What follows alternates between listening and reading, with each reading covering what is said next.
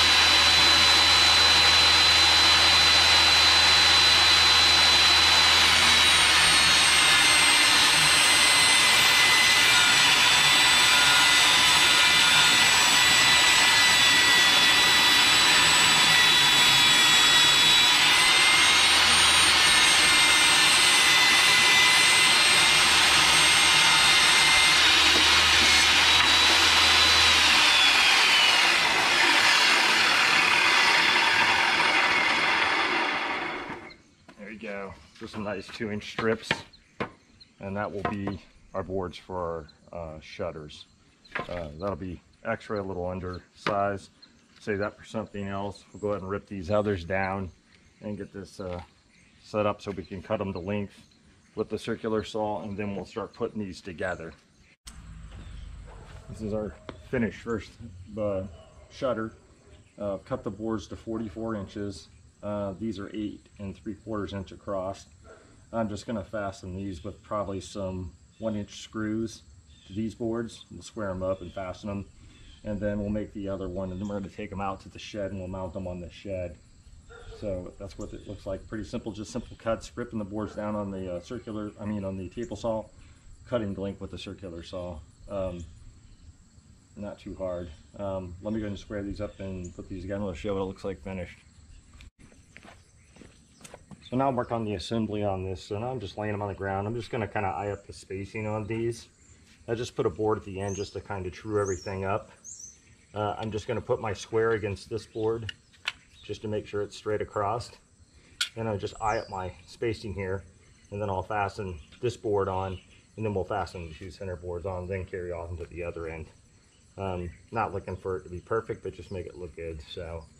And that's what we got going here. We're putting them together with these 1 1/4 inch number 8 construction screws. A little bit longer on the boards, but it's all right. It might stick through its head end bit, but that's fine. That'll be up against the shed, so we're not going to worry about that.